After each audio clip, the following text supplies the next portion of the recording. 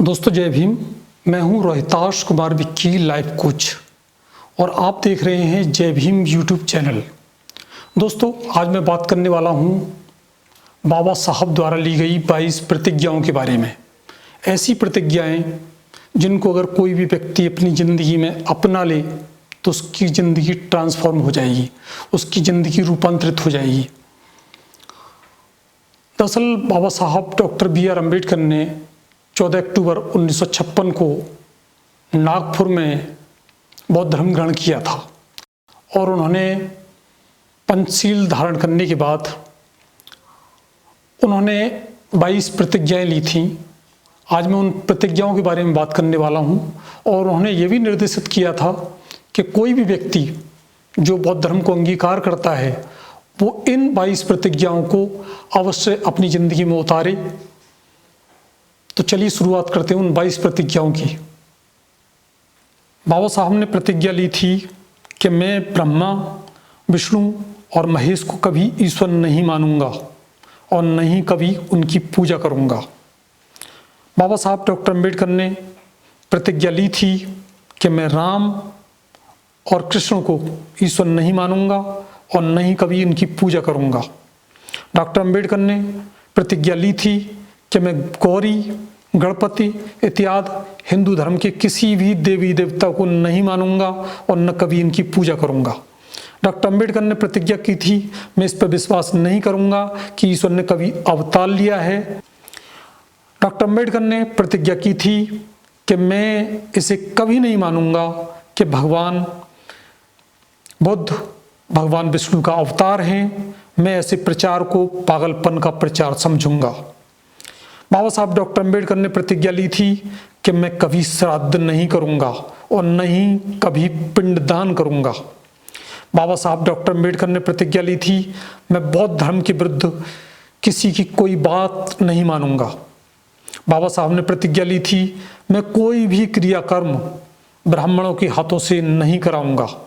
बाबा साहब ने प्रतिज्ञा ली थी मैं इस सिद्धांत को मानूंगा कि सभी मनुष्य एक समान हैं। बाबा साहब ने प्रतिज्ञा ली थी मैं समानता की स्थापना के लिए प्रयत्न करूंगा। बाबा साहब ने प्रतिज्ञा ली थी मैं भगवान बुद्ध के अष्टांगिक मार्ग का पूर्णतः पालन करूंगा। दरअसल जो अष्टांगिक मार्ग है उसमें पूरी जिंदगी जीने की कला छुपी हुई है।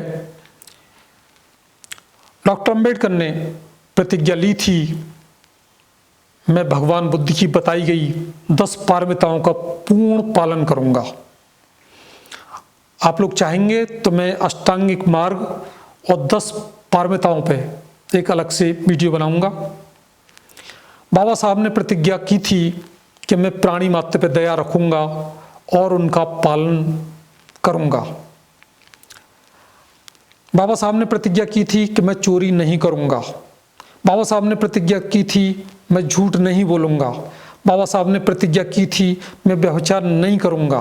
बाबा साहब ने प्रतिज्ञा की थी मैं शराब आदि कोई नशा नहीं करूंगा।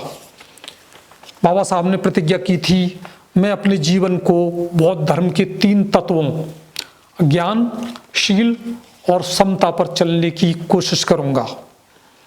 बाबा साहब ने प्रतिज्ञा की थी मैं मनुष्य मात्र की उत्थान के लिए उसके उत्कर्ष के लिए हानिकारक और मनुष्य मात्र को असमान व नीच मानने वाले पुराने हिंदू धर्म का पूरी तरह त्याग करता हूं और बुद्ध धर्म को स्वीकार करता हूं। बाबा साहब ने प्रतिज्ञा की थी कि मेरा विश्वास है कि बौद्ध धर्म ही एक सद्धर्म है।